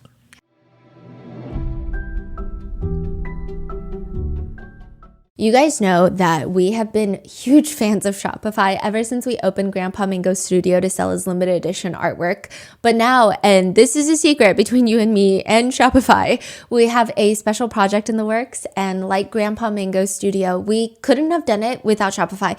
I think I would have been so overwhelmed. It wasn't even a question if we were going to use Shopify or not for this project. They are the best one-stop commerce platform for your business, big or small, with the world's best converting checkout. Shopify's POS, which is their point of sale system, it's like the secret weapon to their stores with in-person checkout. I mean, you can start selling in no time with reliable hardware that's ready to go out of the box. Don't have a permanent store? You can also use it with their wireless POS software. You can easily sell at pop-ups, farmers markets, art exhibitions, and more.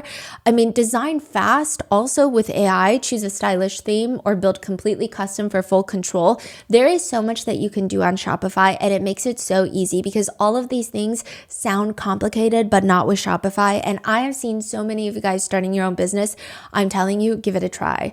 Get all the big stuff for your small business right with Shopify. Sign up for your $1 per month trial and start selling today at shopify.com/rotten. Go to shopify.com/rotten. Shopify.com/rotten.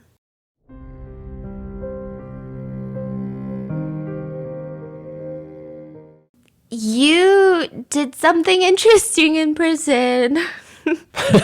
Where are you going with this stuff? I don't even know. You helped someone write a love letter. I helped a Spanish guy who was facing 10 years, and he had an English girlfriend, and he did not have command of the English language. And he asked me, would I write a love letter to his girlfriend about, how much he loved her, and please wait for him, and he'll be back. And did it work? I don't know. He got shipped off to prison, and that's the last I ever saw of him. So I don't In know. my mind, it works. Yeah. So no, I wrote letters for guys to their lawyers, to their public defenders, to the judge, and to their family members. I felt I needed to do stuff for other people to make myself feel better in that situation. Just like I needed to do good things. because I was in such a dark spot when I was locked up. So I constantly did that. So you never wrote a letter to like a college sweetheart. Nope. Did you think about it? I did. And I thought, I'll never get to see Lisa again. I'll never get that chance, to ride off into the sunset, swoop her up off her feet, especially early on when I was facing life for those 3 years. And then I never heard from her. And I'm like, all right, well, that's that. I mean, how often did you think about your college sweetheart? I thought about her my whole life. Like, she was inside my skull scratching. Like, literally, like, tormenting me. Clarky, why, Clarky? Why? Why could you not commit to me?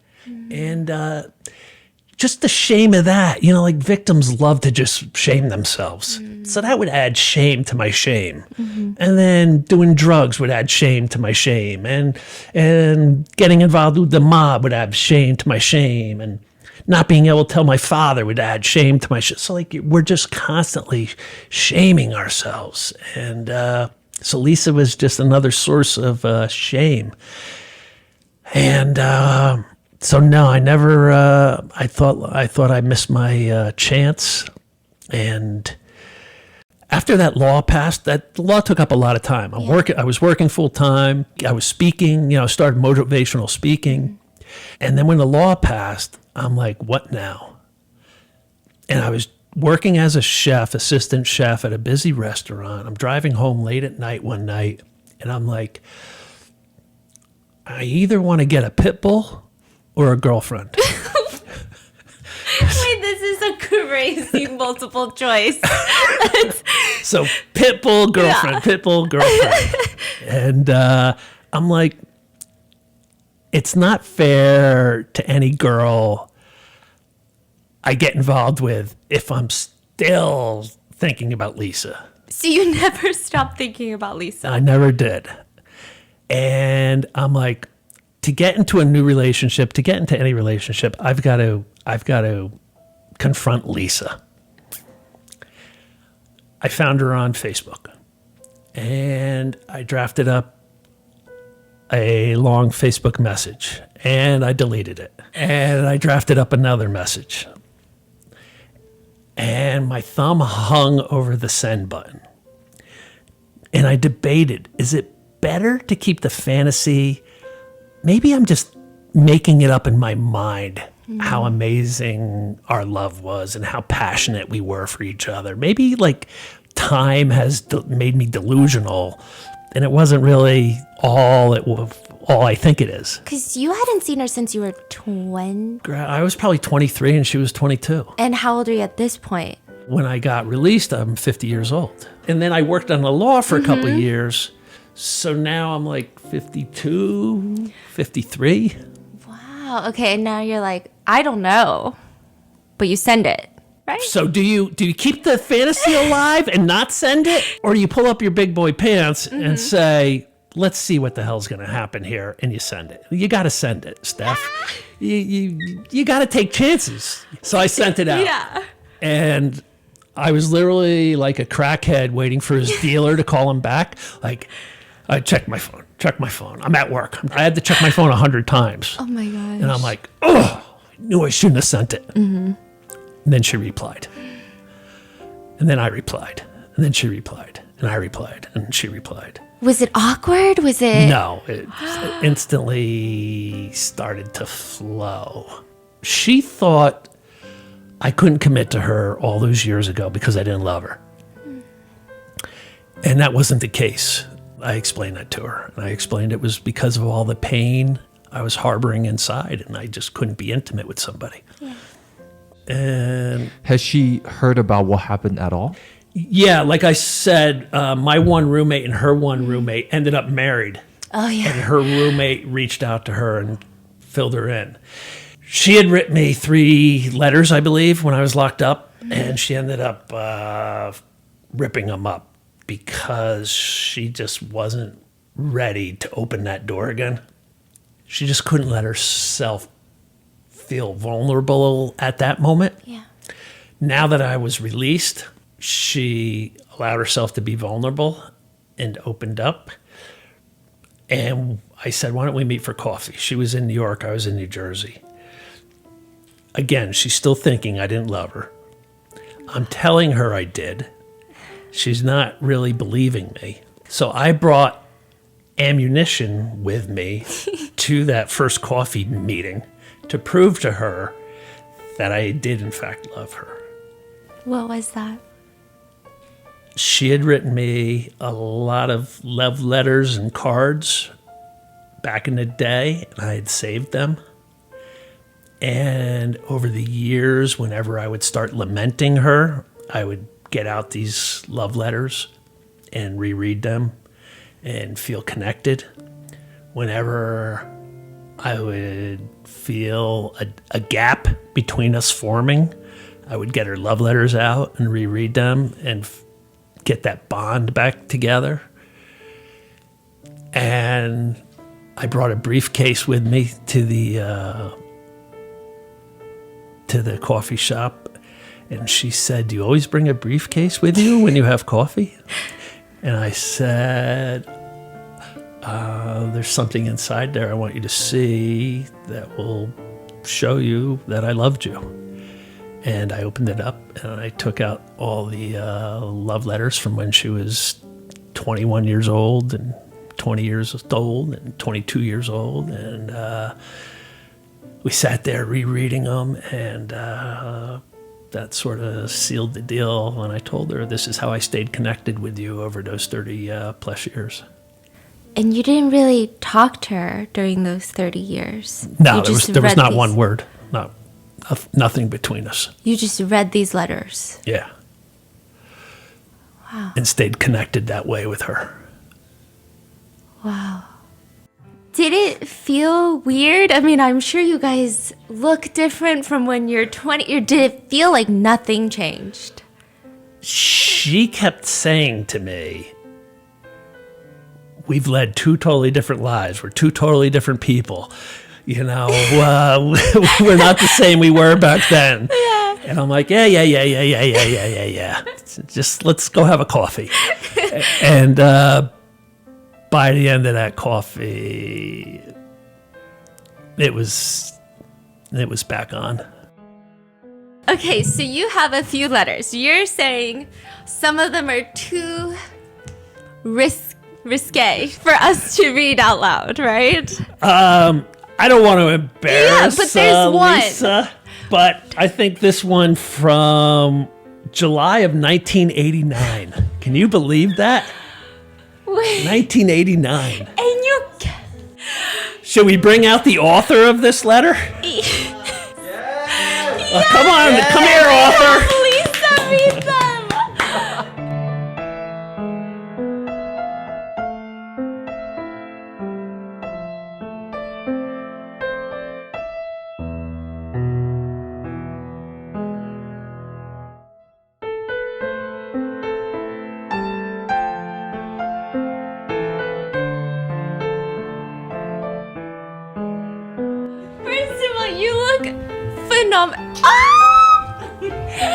I read about their love story in the book, and I'm the #1 fan.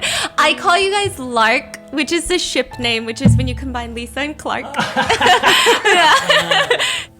Hello, Lisa. Okay. Hello, Stephanie. I mean, you have to tell me, what was it like seeing him at that coffee shop and the briefcase? What did you think was in the briefcase?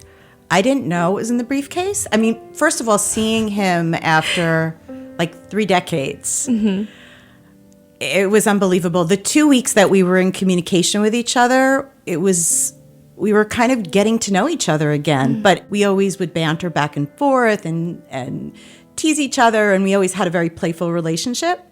So it was kind of, we got back into that rhythm. Yeah. We actually didn't have a phone conversation until we saw each other. So it was kind of like we hadn't spoken on the phone yet. Oh my goodness. And we met for coffee, and I was so nervous. I remember I was like, okay, I don't want to seem too anxious or too interested or whatever. I didn't know what was going to happen. He had led this crazy life. So there was a part of me that was a little nervous, like, who is this person? Is he the same person I remember from college years? But I just felt this burning desire to explore it and to see him. And I was so impressed with what he was doing with his life, from where he was and where he is now, that day when we were meeting, and all the good things he was doing, helping to change the statute of limitations law in New Jersey, being an advocate, speaking out, getting other people to speak out. I was truly inspired by him. So I said, I have to at least meet him for coffee. Even if we just have a friendship, like, I just felt like this was something I just needed to do at this point in my life. Did you think about him as often as he thought about you? Probably not. Sorry. I mean, I was so busy living my life, you know. I was growing a business. I had children. I was married to somebody else for 20 years. The marriage was deteriorating, and but at the same time, I did think about him because I felt like he was that one person. I think everyone has that one person that their first love, and that person that there was never any sort of closure with Clark. When the relationship ended, I still loved him, and I didn't understand why we didn't work. And the connection was definitely unlike any other connection I'd had, even, you know, my marriage. So I just felt like I had to do it. I just didn't want to spend my life regretting not seeing him, not talking to him. So Stephanie read the book and was telling me about how Clark was saying that you're this force of nature when you guys storm. Yes. The first time you guys met, it was in the library, and then you just plopped down and Right. yapping. It was the L Center, which was the student center at Northeastern. So can you tell us your point of view? So when I walked in, I mean, first of all, I was a freshman, he was a sophomore. And I grew up in a house. I'm one of three girls. I was the middle daughter, and I was more of the rebellious person. And my parents were like just always, I had all these rules, you know, that I had to follow. And when I went away to college, it was like I felt like I was just being let out of a cage. You know, my parents were very strict. So I just felt like when I was in college, and that was actually, I met Clark, I think it was the first semester that I was there. So it was the fall. And I just felt free. And I just walked into the L Center, and I saw this young guy sitting, and he looked so lonely because he was sitting at there was a round table and 4 chairs, and he was alone, except he was in one chair and there were 3 empty chairs. And I was like, all right, maybe I'll just sit down and say hello. And I just did. And he looked at me, and his blue eyes just captivated me immediately. But he was really quiet. And I was like, blah, blah, blah, blah, blah, blah, blah, just talking all about myself. And I don't think he really knew what to say. And I don't know if he'd ever met anyone quite like me. So, from his little town of Stillwater. So, yeah, I just kind of talked, and then I finally paused and said, and do you ever talk? And he did. This is so funny, because in his book, he writes that he was just trying to focus on schoolwork, and he says, no, he looked lonely, so I needed to. I felt like I needed to just talk to him, and yeah. And that was our first meeting, you know, and it was intense right from the start. I feel like he invited me to a party he was having that weekend at his apartment, and I got there, and I was just looking for him, and we shared our first kiss that night. Oh my God. I was 18 actually when we met, so it was a very long time ago. And Northeastern was a co-op program, so we were kind of coming and going. There were not cell phones at the time, so just connecting and reconnecting with different semesters, was interesting. But we always seemed to find each other. So Do you guys still have the same dynamic where you're the one that's like talking his ear off, or He's now the talker. I don't know if you can sense from the interview. No, I absolutely love talking to him. When we reconnected, it was like getting to know him all over again. But he was a different person now.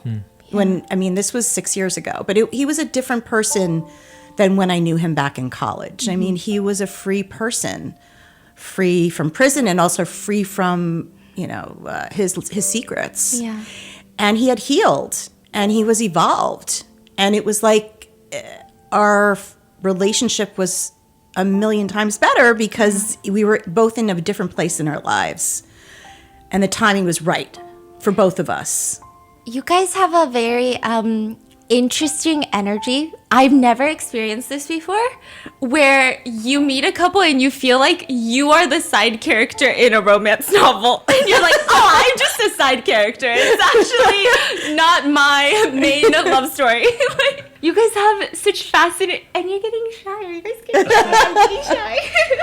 You guys are so fascinating. I'm watching.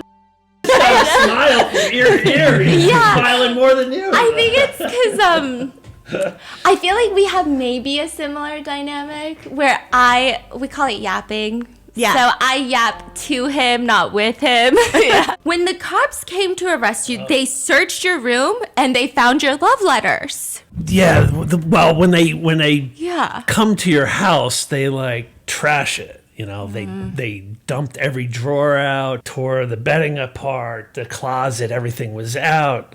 I had 2 cedar cabinet desks and, just everything is dumped out. And my mother went to try to put everything back together in this room. And she came across letters addressed from Lisa and saw the postmark from 1989, 1990, 1991, and she said, what has Clark held on to these for so long? These have to be as valuable as gold to him. So I got to put these in a safe place. So my mother went through my mess, scooped up my love letters, and held them for me until I got released. And then she's like, I found these straightening out your room. Why have you kept all these letters? And I'm like, that's how I stayed connected with Lisa, Mom, over the years. Do you think your mom knew all along? Yeah, I would tell my mom. I would cry to my mom. Not every year. Or maybe it would, maybe after the mob threatening my life and having the FBI come say there's a hit put on you. Maybe I sat with my mom then and said, man, I've really allowed life to get away from me. I wish I had never lost Lisa, and cried with her over that. But her and I had talks over the years about Lisa. When Lisa would come and visit, she would get up early and go sit on my parents' bed as they're both still in bed, my father and mother, and have these long talks as they're still lying in bed. And they just loved her. Wait, could you read us a snippet of the letter you wrote him? Sure. Have you read this since? Oh when my was gosh. the last time? When he first showed me the letters and I started to read them in the coffee shop, oh my goodness, I started hysterically laughing because reading a letter that you wrote 30 years ago at that point in your life where you're just all hormones, you're 18, 19, just discovering love. So this letter she got for me, it says, for yesterday's memories, today's love, and tomorrow's dreams, I love you. Do we know what parts you can read? So, yeah. Oh, boy. So this was written July 16th, 1989. Oh, my goodness. Yeah. And when he had these letters, I realized that this is true. Yeah. You just never could believe someone would be thinking about you for 30 years. But when they take your letters out of a briefcase and show them to you, you're like, they really were thinking about me all this time. No one holds on to letters for 30 years unless that person really meant something incredibly deep to them. Mm-hmm. So it made it real for me, seeing the letters. So, all right, here we go. Dearest Clark, We've shared so many memories together, both good and not so good ones. I like to remember the good ones because they're the ones that stick out in my mind. The time that we drank wine at Ed Burke's was an early memory, but one that for some reason always sticks out in my mind. The next sentence we'll skip. I don't want to know what happened at Ed Burke's. I think knowing that you would go to all lengths to satisfy me really intrigued me. All right, that's as risque as we're getting. I often think about the quiet times we've spent together, just staring into each other's eyes across a dinner table when we were out, or when we were in bed together holding each other. I see something so caring and wonderful about the way you look at me that somehow makes me shake. During times like that, nothing needs to be said because I know what you're saying to me with your eyes. Those romantic times were great, but the wild and crazy times were great as well. Skip the next sentence. Oh my gosh. Where am I up to? All. You guys are getting lost in the non-sentences. All of these times that we've shared have become cherished thoughts that are embedded in my head and my heart. I don't exactly know at what point I actually fell in love with you.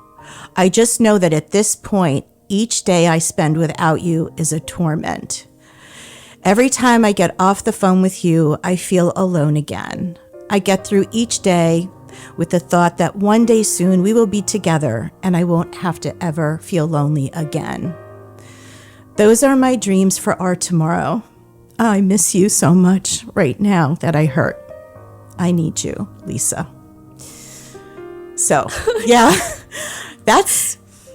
so imagine reading that letter 30 years later and feeling all those emotions that you felt. Yeah. It was incredible, and it's still incredible. And you kept those letters in pristine condition. In their envelopes. Yeah. But this is how we communicated, because we didn't have cell phones. So I wrote him lots of letters, and he kept them all. So what do you guys do now for fun together? What we really cherish is Yeah. Sundays and Monday mornings we have together to have coffee. It's our time together. We just love having coffee together. We just like to explore different places to walk. And we take our walks and we cook together, which we love to do. Clark's an incredible cook. We like listening to podcasts. Especially watching Clark's? movies. Yes. Do you watch all of his podcasts? I do. And I try to give him constructive criticism. I think his platform is so important. And I want him to grow. And I think he's doing such meaningful work. Yeah. And he continues to inspire me. Ever since we reconnected, I tell him he's a constant source of inspiration for me. Yeah. Lisa made the comment one time, it doesn't matter what we do as long as we're together. Yeah. So the day before we flew down to do your show, my mother was in the hospital. So we had to go pick her up from the hospital. It took a while, to get her discharged. Drove her home, got her home, and the same thing we just took her from the hospital for happened again. And we had to turn around and drive her back to the hospital. And we met my sister there, and we were there a while. And so it was a really long day. And then eventually we had to leave my mother there. And driving home that night, I said to her, I go, you made the comment one time, it doesn't matter what we're doing as long as we're together. So I hope that holds true for today as well. And she's like, of course it does. Yeah, we're a team for sure. And I think that's when you know you're with the right person. Because it doesn't feel like a chore to do that. You just want to be there for them. But is your mother okay? She's home now. Yeah. She's got some medical issues we got to get straightened out, but she's home right now. And Clark and his sister are such a great team. Like they come together and they take turns and help. And she's 96, his mom. So yeah, August 31st, she'll be 96. yeah, she's turning 96 this month. Oh my. Yeah. Is she happy that you two are back Oh my together? gosh.